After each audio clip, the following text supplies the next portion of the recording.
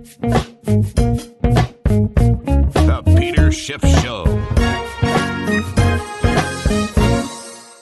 Thanks to Raycon for supporting my podcast. Raycon wireless earbuds start at half the price of other premium audio brands. Raycon is now offering you 15% off all of their products. And here's what you've got to do to get the deal. Go to buyraycon.com/gold. Jerome Powell made another appearance on 60 Minutes last night to reassure America that everything is great, that the economy is in great shape, thanks to the Fed. The Federal Reserve is on the job, making sure that everything is good, and that the only thing we have to fear is COVID itself. Basically, it's the virus or the virus that's coming back. That is the only threat, but no need to worry because the Fed is on the job. And I think Powell finished off the interview with a guarantee. And his guarantee was that the Fed will support the economy for as long as it takes to complete the recovery. So there you have it. Don't worry. This recovery is guaranteed by Chairman Powell, chair of the Federal Reserve itself. So you can take that to the bank. We've got a government guaranteed recovery because the Fed will do everything it can to make sure we complete this recovery. The problem is the Fed doesn't actually have the power to do anything other than create inflation, which of course is the one thing the Federal Reserve is assuring us is not a problem and it won't happen, at least not above 2%. But the idea that the Fed can create economic growth, can create prosperity, when it boils down to it, the only thing it can do is print money, however you want to describe it. That does not create prosperity. What creates economic prosperity is savings and investment and the production that it allows. So it's a free market and capitalism that can lead to prosperity and a true economic recovery. The Fed doesn't provide any of that. All the Fed can do is temporarily create the illusion of a recovery by creating inflation. But eventually the illusion wears off and all that's left is the dark reality of stagnation and, in fact, worse, depression, which is where we're headed. In fact, I've been saying we're headed for an inflationary depression, and that's exactly what is going to happen. And again, remember, and I've been repeating this often, but in the early stages of the 2008 financial crisis, in fact, before it became a crisis, the Federal Reserve was reassuring everybody that the problems in subprime were contained, and so we had nothing to worry about. It was not going to spill over into the overall economy, and Powell made the same assurances to the nation again last night on 60 Minutes that we don't have to worry about inflation to the extent that we see a pickup. It's transitory. Inflation is not going to stay above 2% for long. In fact, Powell said that he wants to see inflation moderately above 2% for some time. He didn't quite specify what some time actually means. He did say he just wants to make sure that inflation averages 2%. And since it's been below 2% for a few years, well, obviously we need to be above 2% in order to create an average. But Powell is assuring everybody that there is nothing to worry about. Well, inflation is every bit as transitory as subprime was contained. The Fed was wrong then, and they are even more wrong now. But let's get back to going over some of the details of this 60-minute interview. If you didn't already see it, you may want to take advantage of the fact that you can listen to it or watch it rather on the 60 Minutes website. But I'm basically going to pretty much surmise it for you, so you don't really have to watch it if you listen to this podcast. Now, one of the things that Powell was specifically asked about was his forecast for GDP growth for 2021. And instead of basically coming up with his own forecast, he kind of deferred to forecasts that he was reading in the private sector, many of which are very self-serving because they're written by firms that have a vested interest in, strong economy, or at least pretending that there's a strong economy. But he referenced, without naming them, forecasts of 6 to 7% GDP growth for 2021. And in fact, he indicated that the actual growth rate may be even higher than 7%. And as far as unemployment, he said he expects it to fall from its current rate of about 6%. Now, of course, that excludes all the people who are out of the labor force and are not looking for work, right? The real unemployment rate, as Powell has even noted himself, is above 10%. Again, look at the U6 number, which is north of 10%. But on 60 Minutes, he only referenced the 6% number and ignored the more relevant higher number. But Powell said the forecast that he's reading, and I guess that the Fed agrees with, sees unemployment dropping to between 4 and 5% from its current 6% level. So a lot of people are going to get jobs. The unemployment rate is going to come down. And according to the CBS guy who was interviewing, he actually said, hey, it sounds like you're forecasting a boom. And Powell didn't use the word boom himself. His reply was, yes, I'm forecasting very strong growth. So he didn't say boom, but CBS said boom. And he didn't really say, no, it's not going to be a boom. He just didn't use that word. So we're going to have an economic boom. We're going to have soaring growth. We're going to have falling unemployment, but we're not going to have any inflation, right? And of course, one of the things that CBS never mentioned was all the money printing. I mean, they did talk about QE or mention QE, but they didn't focus on the money printing. They didn't focus on the budget deficits. And I'm going to talk about that a little bit later in the podcast. But you can't really have a discussion of inflation without bringing up those main points of big budget deficits getting monetized by the Fed. So there wasn't even a discussion about that. So they simply talked about rising prices and didn't really discuss the factors that lead prices to go up. So they just kind of said, why aren't we going to have inflation? And of course, Powell said, well, we have a new type of economy. It's different this time. We can have all this growth. We can have low unemployment, but we're not going to have the type of inflation that we've had in the past. And he specifically referenced, the 1960s and the 1970s as examples that we're not going to follow. Because unlike the 60s and the 70s, we're not going to have inflation in the 2020s because we've got this new economy. And in fact, when specifically asked about why, right, what Powell said was that in this modern global economy, and of course, we've always had a global economy. I mean, maybe now it's more global than it was in the past, but we've always had trade. I mean, going back to the birth of the Republic, we've been trading with other nations. In fact, we were trading with the Indian tribes, which were considered to be their own nations. But we've always been a trading society. And even before America, there was always world trade, right? It just maybe didn't happen as rapidly. But we still had inflation. But the points that Powell was trying to make or made was that he thinks that this global competition is the reason that businesses can't raise prices. He says you can't raise prices anymore because of global competition. He also says that you can't raise wages. I guess workers can't demand higher wages because their employers will just go overseas and hire somebody cheaper. But the fact of the matter is that's not true. I mean, prices are going up. Wages are going up. I mean, certainly in nominal terms. But one thing that Powell maybe is confused on is that, yes, the way globalization has offset the impact of inflation, meaning the expansion of the money supply, on consumer prices, is in order to keep from raising their prices, American businesses have moved more and more of their manufacturing to foreign countries where the production costs were lower. So it was the increased reliance on foreign production that enabled U.S. businesses to offset the price increases that otherwise would have resulted from the inflation that the Federal Reserve was creating. But the result of that was huge trade deficits. It was America moving from the world's biggest creditor nation to the world's biggest debtor,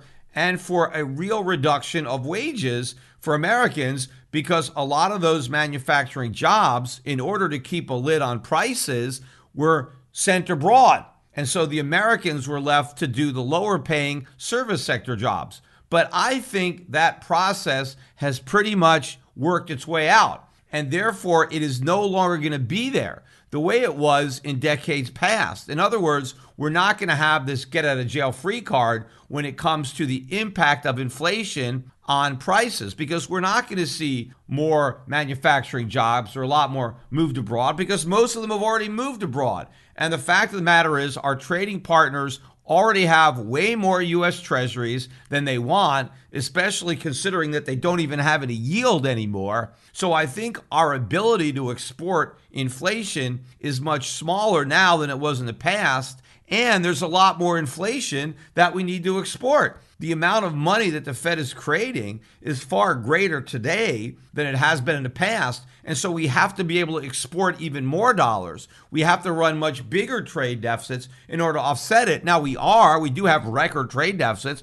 I talked about that again on the podcast over the weekend, but they're not going to be big enough because the world is not going to support this indefinitely. In fact, I think it's going to come to an end soon. In fact, I think it's already happening, and we are going to see big price increases despite globalization, and wage increases too, because what is also going to be accelerating the pressure on wages is competition with the government, because the government is offering such sweetheart deals to people who don't go to work that in order to get a worker to give up all those unemployment benefits, businesses are going to have to pay much more to get those workers. And as a result, their customers are going to have to pay much more for the goods or services that those workers help produce or provide, because it's going to cost businesses that much more money to get them on the job. So if Powell thinks that the lesson of the past decade or two is that it doesn't matter how much money we print, we're never going to see increases in prices, he's sorely mistaken. And of course, all of the discussion on 60 Minutes about, is there going to be inflation, misses the point that we have massive inflation already. I mean, that's what's going on with the Fed. That's what's happening with the money supply, the balance sheet. This is unprecedented inflation. So the real discussion is, when will this inflation come back to bite Americans in a way that really hurts? Now, when it bites Americans by making their stock portfolios go up or their house more valuable, they don't actually mind that. In fact, many people like that because they think they're a lot richer. The problem is when inflation causes your cost of living to go up, when it makes food more expensive, when it makes clothing, when it makes energy, when it makes healthcare and all these other things that people need, that's when it's a big problem. And we're about to experience that problem in spades. In fact, Powell was specifically asked if the Fed was going to continue with its policies of the past, where it used its various models to try to predict inflation and then to act by raising interest rates before the inflation that it was forecasting actually happened, right? And Powell's answer was no. The Fed has no intention of trying to head off inflation before it actually starts. The Fed is waiting to see a real increase in inflation before it takes any action. And what the Fed said, again, was that we want to see inflation moderately above 2% for as long as it takes to create an average inflation of 2%. And once we're satisfied that we've achieved this new average, it's only then that we are going to consider raising rates for the first time, meaning that rates are going to stay at zero until the Fed is satisfied that inflation is high enough. And of course, he was asked, well, I mean, how patient will you be, right, once inflation is, above 2%? And he basically said, look, we've got the tools and we can be as patient as we need to because of this new economy that we have where we really don't have inflation. But to the extent that we ever get more inflation, if we think it's time, well, we've got the tools and we'll use them and everything is going to be great. And of course, it's not a question of whether or not the Fed has the tools. The question is, will they use them? And the answer is no, they will not use them. Because in order to fight inflation, especially inflation as high as it's going to be after the Fed is finally satisfied that it's high enough, the degree to which they would have to raise interest rates, the degree to which they would have to shrink their balance sheet and reduce the money supply would destroy this recovery.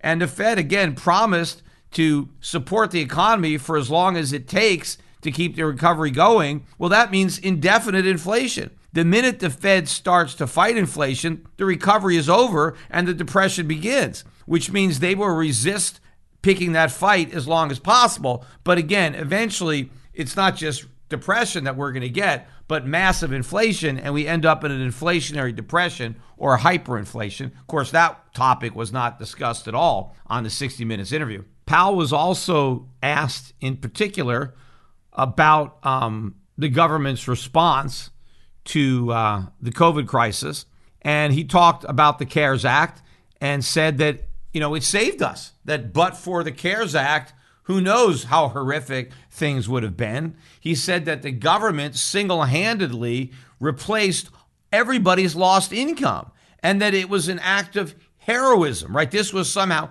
heroic. Our elected officials basically handing out a bunch of free money was heroism. I mean, there is nothing heroic about that, about bribing the voters with other people's money, about giving people a bunch of free stuff, about telling people, hey, don't worry, you don't need a job, you're not going to lose any money. Here, the government's going to give you everything you need. In fact, we're actually going to make it more lucrative. We're going to give you more money unemployed than you used to earn when you had a job. What is heroic about that? That is the coward's way out. Our elected officials were too afraid to level with the public or do the right thing because they were scared to death that they wouldn't get reelected. So they acted like cowards and they passed the CARES Act. And that includes President Trump, who cowardly signed the CARES Act instead of doing the right thing. We should have prioritized government spending in a crisis. We should have made the necessary cuts to government spending. Look, if people aren't working, we can't replace their incomes because when they were working, they were actually productive. They were producing goods and services. But if they're not working and they're not being productive, we just can't print new money because there's nothing to buy.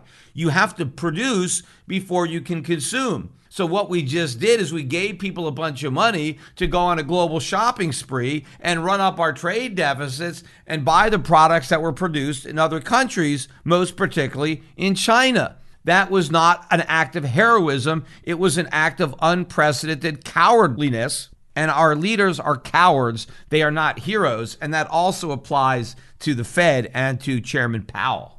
Powell's also asked about the stock market and if it was a bubble. And basically, his response was the Fed does not have the ability to assess bubbles. So in other words, he's not saying whether or not it's a bubble because it's impossible to tell. And that is the same cowardly fallback line that Greenspan used during the dot-com bubble, which was obviously a bubble. In fact, it was obvious to Greenspan himself early on when he made his famous irrational exuberance speech. Obviously, if you think there's irrational exuberance, you think there's a bubble because that's what a bubble implies, irrational exuberance, that the prices are not rational. They're not based on real valuations, but against this exuberance. In other words, a mania, a bubble. So Greenspan thought we had a bubble until the bubble got a lot bigger. Then all of a sudden he says, well, it's impossible to know. And the reason that central banks always want to say it's impossible to know there's a bubble is because they never want to admit there is one because they don't want to prick it. In fact, they are afraid that by admitting there's a bubble, that might be the pin to prick it. So they want to deny. And in fact, what Greenspan said was that the best thing we can do, since we have no idea if there's a bubble, is just to clean up the mess after it pops. And of course, they don't actually clean up the mess. They make a bigger mess by blowing an even bigger bubble. But to say that you can't tell a bubble is sheer nonsense. It's easy to tell a bubble. What's impossible is to tell how big the bubble is going to get before it pops. That you can't do. But notice that there is a bubble. Sure, there are hallmark signs, classic signs when there is a bubble, and we have bubbles everywhere. It's just that they've gotten so big that a lot of people now can't see them or just assume that they'll never pop. but of course they will. I mean, that's what always happens. Nobody assumes their bubble's going to pop. In fact, most people, when they're in a bubble, they don't even recognize it. You don't know your own bubble, right? It's like beauty is in the eye of the beholder. Well, the same thing applies to bubbles. You don't know your own bubble. It's very easy to see somebody else's bubble, but you can never tell your own. And maybe it's because of your vantage point. It's hard to see them when you're looking out, but it's much easier to see them when you're looking in. The problem is when you see them, you typically see them very early, and when you call them out, you look foolish as the bubbles that you identify get bigger and bigger and bigger, and then when they eventually pop, well, they claim that you're a stop clock, and then they go back to the belief that, well, nobody saw it coming and nobody could have predicted it, and basically that is what Powell is saying again. He is ignoring all of these signs and just saying, though, well, we can't even tell if there's a bubble, so why bother? In fact, another thing he's oblivious to is all of the warning signs in the economy, because he was specifically asked, one of the questions was, do you see anything flashing red, right? Are you worried about anything, any red flags, right? And Powell's answer was, I really don't think so. Nope, nothing here. No, nothing flashing red, right? I mean, what is this guy, completely colorblind? Everything is flashing red. I mean, that's all you see. It's a sea of red. Look at these massive trade deficits. Look at these massive budget deficits. Red and red. Look at the speculation in all manner of financial asset, from stocks to cryptocurrencies, you name it, there's a bubble in it, right? With the exception of gold, because nobody thinks there's any bubbles and no one thinks there's any inflation. Nobody actually wants to buy anything real. They just want to chase all the hype. So you got bubbles everywhere. You got leverage through the roof. Not only the government running these huge deficits, but corporations leveraging up, individuals leveraging up. Everybody is borrowing to speculate. Yet according to the Federal Reserve, nothing to worry about. No red warning signs. What about all these goods shortages? It's not just computer chips that are causing shortages. There's shortages of all kinds of things. Try to buy something. Try to order something. Look how long the delays are. We're starting to see more and more shortages of goods as we're starting to see prices of goods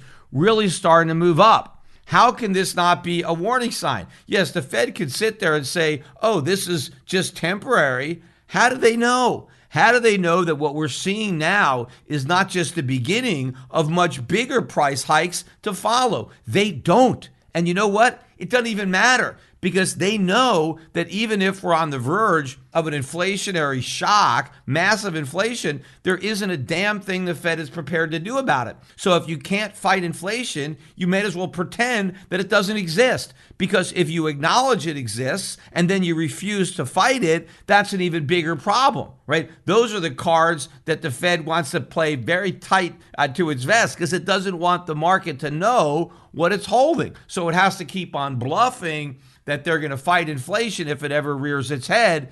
Meantime, it's already reared its head, and all they're doing is ignoring and looking the other way and pretending they don't see it, because they know there's nothing they can do about it. The point is, when the market figures it out, when they call that bluff, that's when you're really going to start to see the fireworks, particularly in gold and silver. I don't know about the rest of you, but these days I'm looking at my computer screen more than ever. And whether you're an avid news junkie or just in serious need of a distraction, unplugging yourself is easier said than done. One of my favorite ways to rest my eyes and still get the content that I need is by putting in my Raycon wireless earbuds and listening to some great content. And that's why I've teamed up with Raycon and recommend their wireless earbuds. You'll get 15% off your entire Raycon order at buyraycon.com/gold. So whether you're catching up on your favorite news podcasts, binging on an audiobook, or powering through your workout with a pumped up playlist, a pair of Raycons in your ears can make all the difference. No dangling wires or stems to get in your way. Raycons come in a range of styles and colors, but always with a comfortable in-ear fit for a more discreet look. And if you don't believe me, well, you can believe my 7-year-old son, Preston, who loves his Raycons and wears them all the time.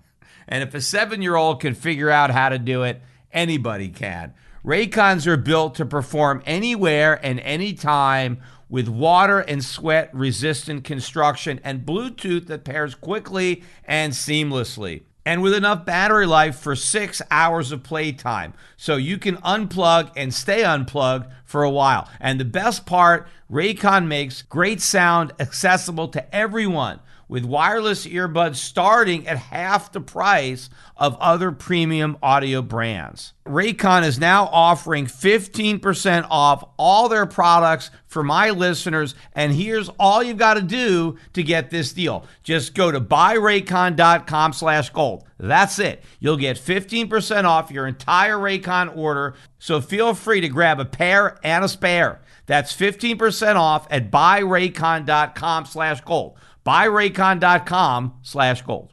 One last thought, though, on the Powell interview. He kept referring to, or he did refer to, this recovery as being unusual. And he's right about that. But the thing that's unusual about the recovery is that it doesn't exist.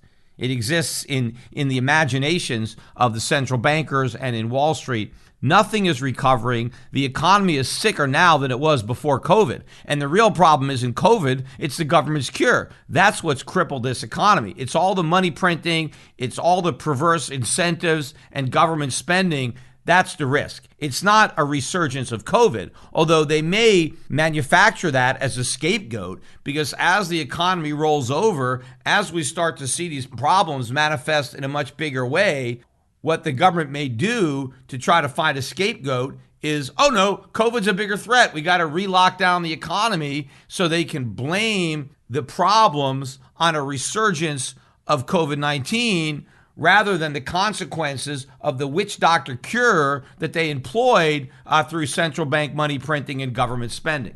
In fact, this is a good transition to another topic of government spending, because they released earlier today the figures for the March budget deficit. This is just 1 month. And in the most recent month, March, the government deficit was $660 billion in 1 month. I mean, that used to be a large deficit for an entire year. And we racked that up in just 1 month. And of course, supposedly, the economy is booming, yet the deficits are still that high. In fact, a year ago in March, the deficit was $119 billion, which was still a big deficit because that would annualize out to well over $1 trillion a year. And that was the beginning of the pandemic. And we had a deficit of $119 billion in March. Well, the pandemic is supposedly over. And what? The deficit this March is more than 5 times as big as the deficit in March 2020. Looking at spending from, I guess, the previous March, government spending rose by 160%, while tax revenues rose just 13%. So total tax revenue for March was only $268 billion. In other words, for every dollar the government collected in actual taxes in March, the government spent $3.50. That's ridiculous.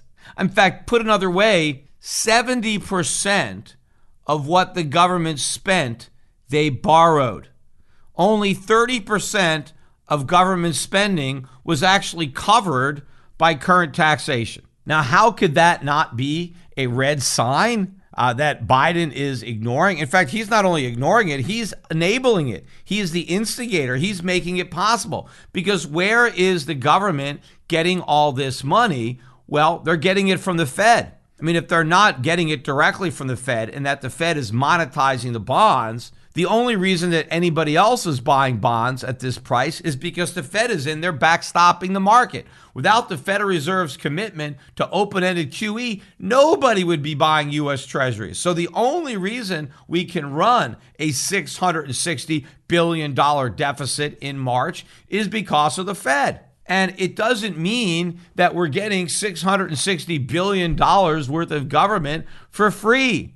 The public is going to have to pay for all that government. And if they don't pay for it through official taxes, it will be paid for through unofficial taxes i.e. inflation. The inflation tax is how this is going to be paid for, because all these people who are getting all this government money, right, it's getting spent into the economy. People have this money. They're buying stuff with it. They're not producing stuff. They're just buying.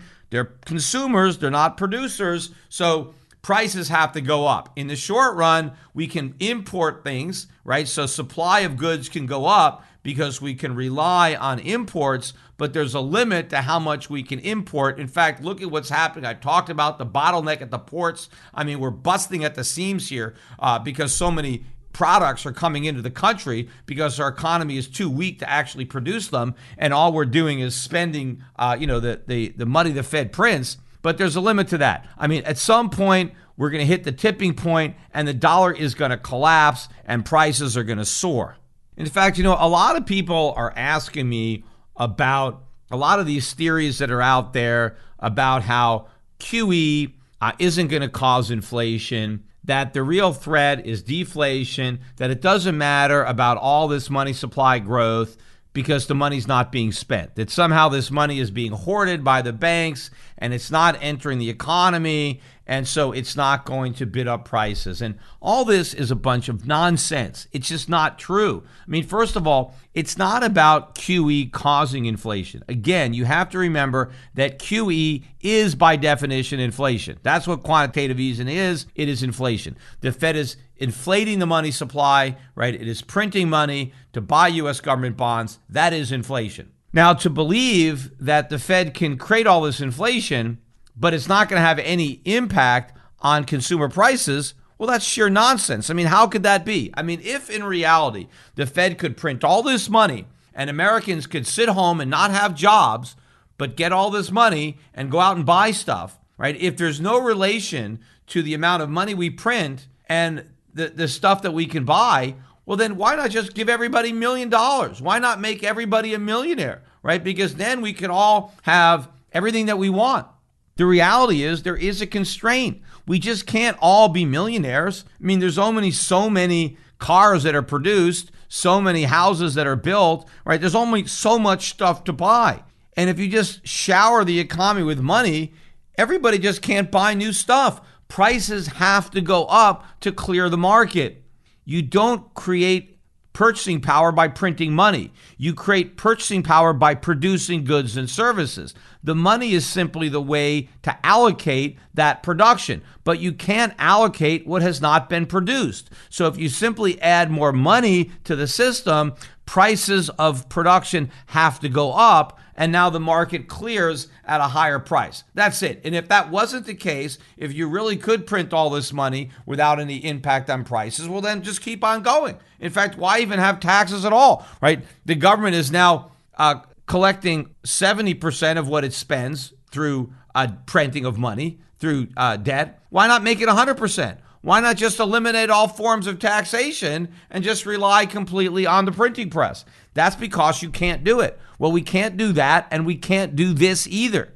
Now, there are some reasons that a lot of this money printing hasn't shown up in a more dramatic way in the CPI. Of course, one reason is the CPI is rigged, and so a lot of the inflation is deliberately prevented from showing up based on the way the index is calculated.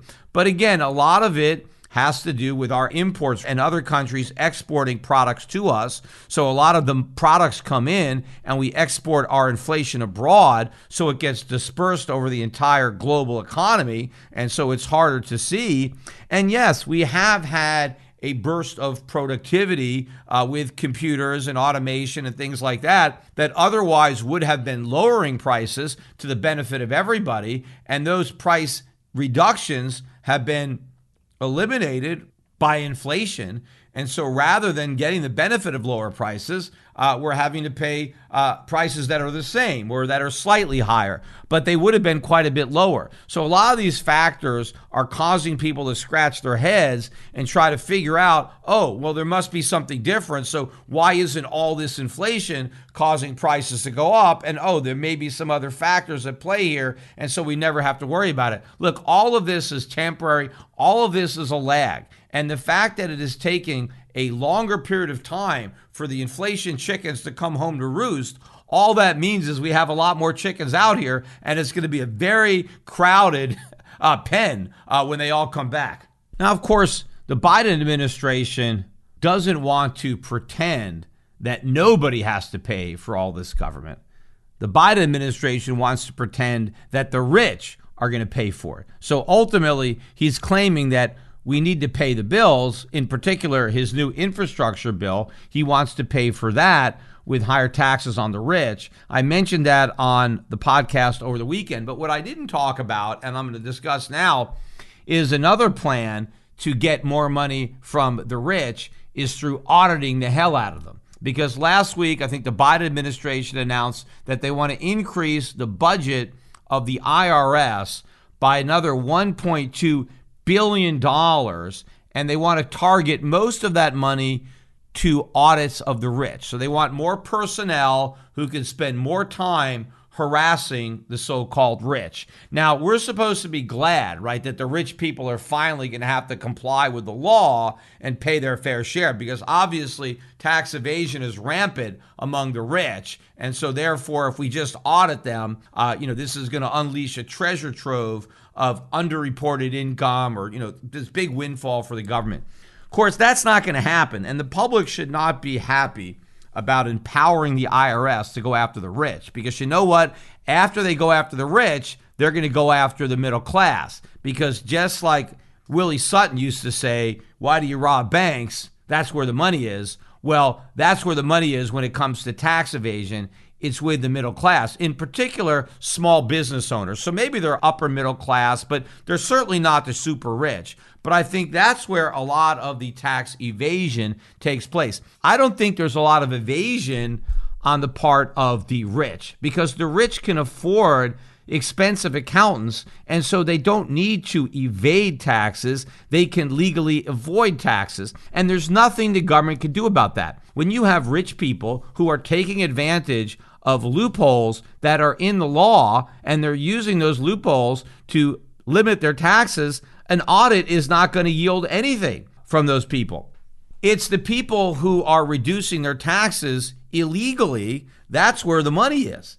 And who's doing that? I mean, the really rich people, big corporations certainly aren't able to do that. I mean, they're audited by accountants, third-party accountants. I mean, there's no way these corporations, right, are committing tax evasion by and large. I mean, is it possible? Some, yes, but very unlikely that you're going to get that. And even in very wealthy Americans, the billionaires, they don't need to evade taxes. It's very easy for them to legally avoid taxes, and that's what they do. Plus, the stakes are very high. They're not going to roll the dice and risk, a big fine or going to jail. They're paying all the taxes that they are legally obligated to pay. It's middle class, upper middle class, small business owners where the stakes are very high, but the payoff is worth it, because in many cases, the only way they can survive is to not pay all the taxes that the IRS claims they owe. I mean, you see a lot of people, small businessmen, even a lot of individuals who have second jobs or are working in the gig economy. These guys get a lot of cash. Do you think they're all reporting that cash? No, they're not. They're not reporting it. A lot of times when somebody offers to do some work for you, if you ask them, hey, do I get a discount if I pay in cash? They always say, sure, I'll give you a discount for cash. Why are they giving you a discount for cash? Because they're not reporting it. So they actually earn more money when you pay them cash, because they don't have to split it with the government. When you give them a check, when you use a credit card, then they're reporting it. But if you give them cash, they don't report anything. So there's all this unreported income. Do you think the billionaires are making a lot of money in cash? They're not making any money in cash. Right? You can't make billions in cash, right? If you're in a legitimate business, right, not a drug dealer or something like that, you're operating in a legitimate business and you're a billionaire or even a multimillionaire and you're making millions of dollars a year, your customers are not paying you in cash.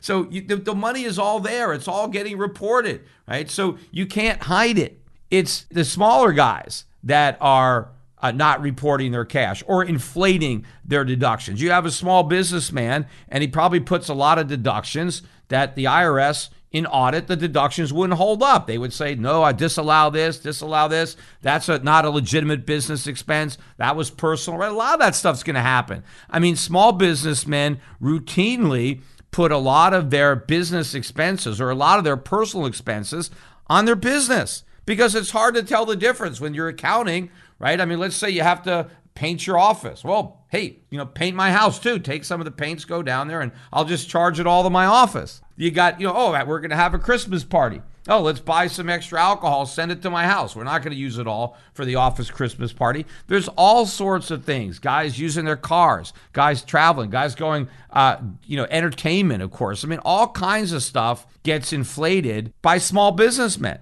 I mean, they have to do this almost by necessity just to keep their economic necks above water. So to the extent that the IRS is going to target people for audits, and those audits are actually going to bear fruit in that the audits are going to result in significantly higher taxes being paid, it's going to be middle-class Americans, it's going to be small business owners in particular that are going to bear the brunt of those audits and pay the lion's share of those bills. But also what everybody overlooks, when you're talking about turning up the heat on American entrepreneurs, on small business owners, right, by tying these guys up with audits, right, that is going to make it much harder for these individuals to run their businesses because they don't have an army of accountants, right? If they audit the super rich or corporations, it doesn't matter. They got so many accountants on payroll that fine, they'll take care of it.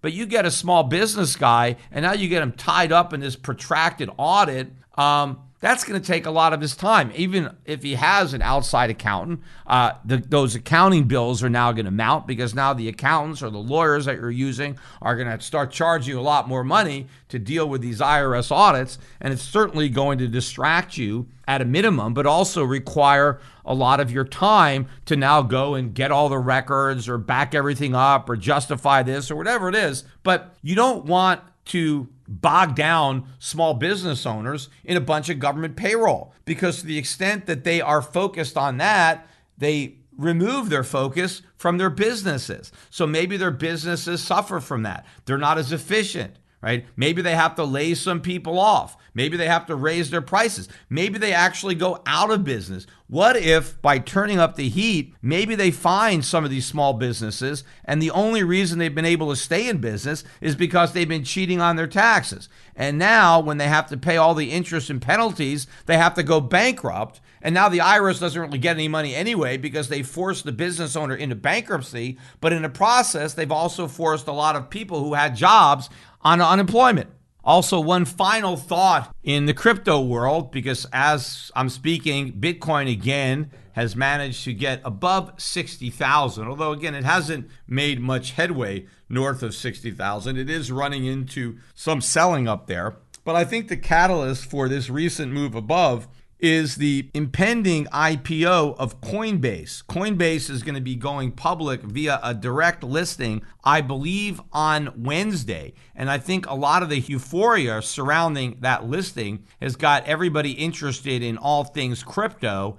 And so Bitcoin and the other tokens are moving up. Look at the move up in Galaxy Digital Holdings, a new record high today, up just over 20%. Closed at $39.65. It's also announced that it is filing for a Bitcoin ETF, and it joins a crowded field of people who want to offer, or institutions who want to offer Bitcoin ETFs, including Fidelity. That is one of the reasons that Grayscale Trust continues to trade at a substantial discount, generally 8 to 10% to its NAV, because pretty soon, in theory, there may be several more ETFs on the market, in addition to the ones that already exist in Canada, by the way, but not in the US, where people will be able to buy Bitcoin if they want to through an exchange, but without paying a premium. So now the people who are trapped in Grayscale, if they want to get out, well, they have to do so at a big discount. Except, you know what? The discount is ultimately going to get a lot bigger once the price of Bitcoin really starts to drop, because it's at a big discount, even though Bitcoin is near the highs. So imagine how wide that discount's going to be the next time Bitcoin crashes. And one last bit of Bitcoin propaganda, courtesy of MicroStrategy and Michael Saylor. MicroStrategy has announced that now its non-employee board members are going to be paid in Bitcoin, right? So this is supposed to focus or highlight how Bitcoin is a medium of exchange, right? Because people are going to be paid in Bitcoin. And after all, MicroStrategy has a bunch of Bitcoin, so it really would be great if they could unload this Bitcoin on their employees. But that's not actually what's happening. All that MicroStrategies is doing, if you just read behind the headline, is they will be giving their board members the option of having their dollar compensation converted into Bitcoin at the time of payment. So in other words, whatever they are owed in US dollars, if they want, MicroStrategy will pay them the equivalent in Bitcoin at the moment of transfer. That is not the same thing as being paid in Bitcoin. Being paid in Bitcoin when it comes to compensation, let's say a salary, would be that the compensation is set in a quantity of Bitcoin. And then when the payments are due, you are paid that quantity of Bitcoin regardless of what it may be worth in dollars or any other currency. But of course, nobody is going to do that because the future value, market value, because there's no real value to Bitcoin, but there is a market value, but the future value is extremely uncertain. Nobody really knows what it will be worth, if anything. And so people don't want to set future payments in Bitcoin. They don't want to do work and then not get paid what they think the work is worth. That's why Bitcoin is not a unit of account.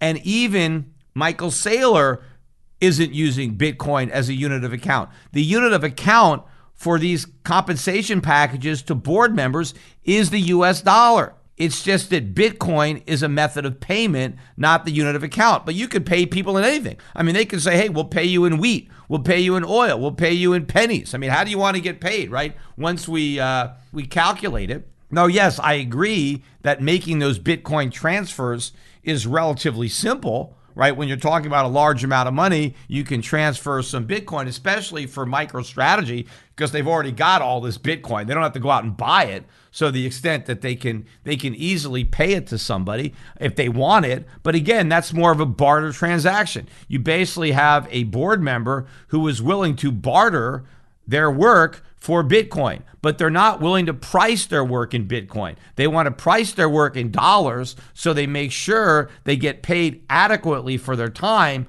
but they are willing to accept Bitcoin in payment through a barter transaction at the point that they get paid. Now, of course, what they do with that Bitcoin once they get it, it's up to them. I mean, my guess would be they're not going to sell it, because if they were going to sell it, they would just take the payment in cash. So maybe you do have some MicroStrategy board members who want Bitcoin, but they just don't have enough confidence in the future value of Bitcoin to have their compensation specifically denominated in Bitcoin. They still want it denominated in dollars. They're only willing to accept the payment in Bitcoin based on its market value in dollars at the time they're paid. But again, Bitcoin is not a unit of account. It is not a medium of exchange for any practical transactions, and it's certainly not a store of value because it has no value to store. So again, Bitcoin does not meet any of the criteria necessary to be currency, let alone money.